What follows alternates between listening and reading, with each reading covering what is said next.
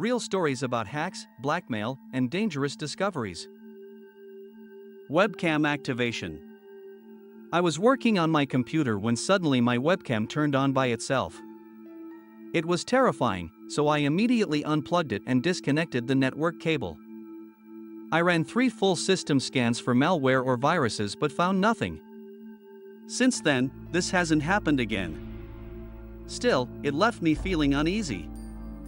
Threats from Scientology followers. Back in the days of Usenet, I posted some harsh critiques about Scientology on an alt. Religion. Scientology forum. At first, I only received online threats, which I laughed off. However, things escalated when I started receiving death threats via real mail. That's when I truly panicked. Blackmail attempt. Once, I bought a small amount of weed through the darknet, and shortly afterward, I received a message threatening that if I didn't send 1 Bitcoin, $1,000 at the time, something terrible would happen, like authorities showing up at my door.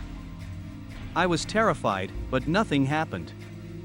Before buying anything, always check reviews. Full screen browser incident.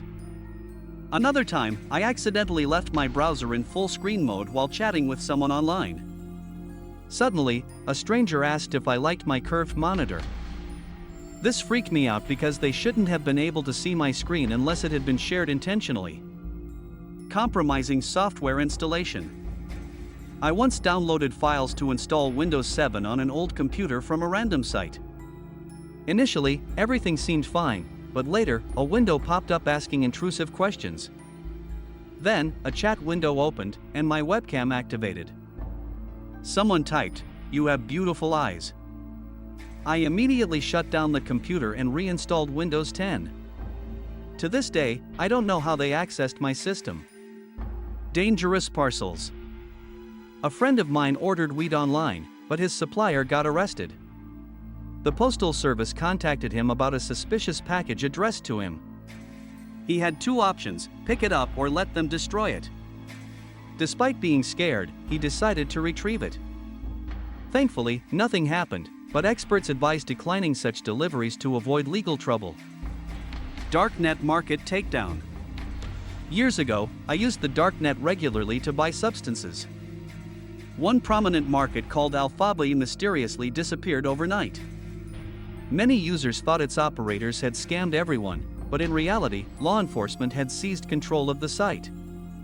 For a month, Dutch police managed the platform, gathering data on buyers and sellers.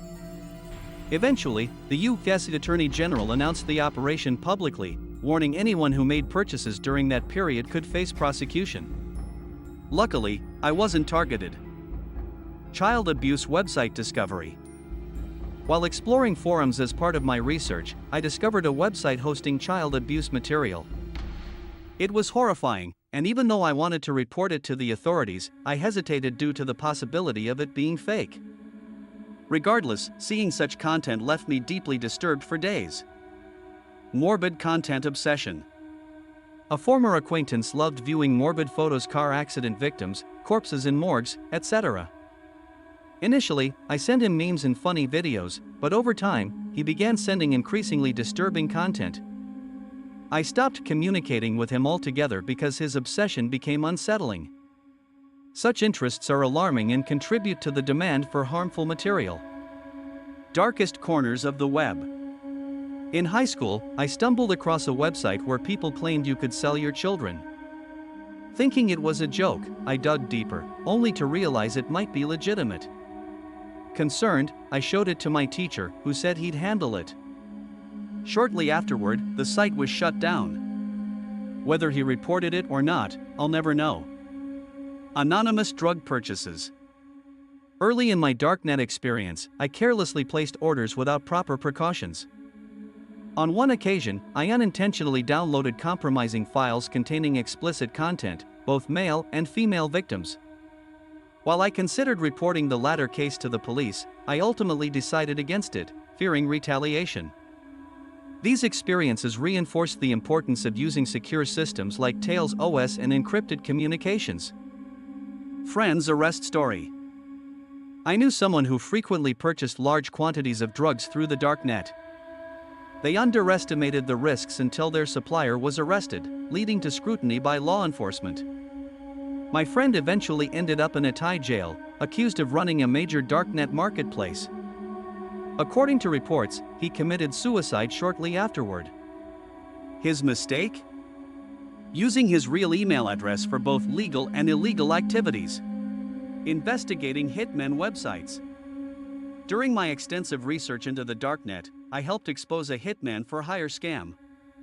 The operator harassed me relentlessly, claiming, "You don't know who I am, but I know exactly where you live."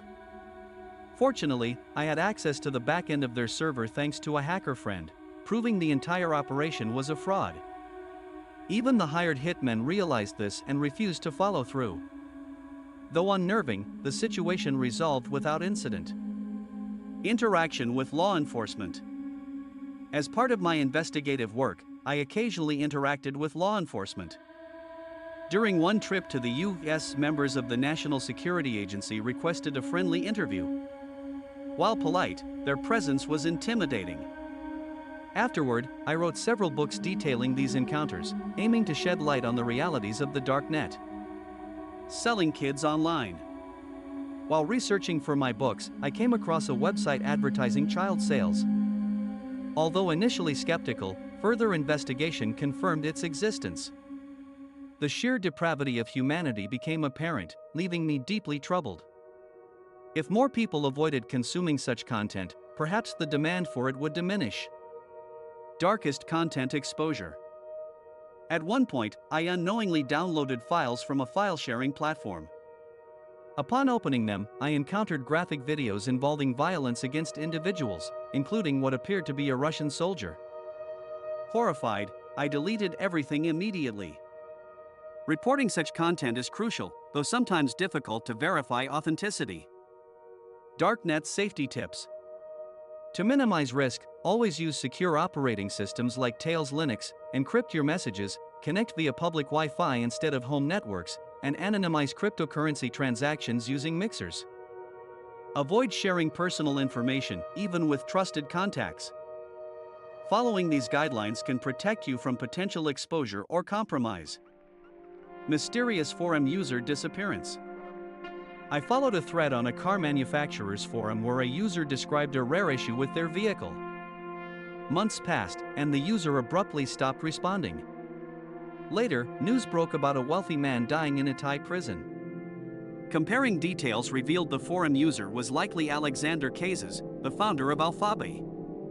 His use of his real email address for both legitimate and illicit purposes ultimately led to his downfall. More stories on our channel.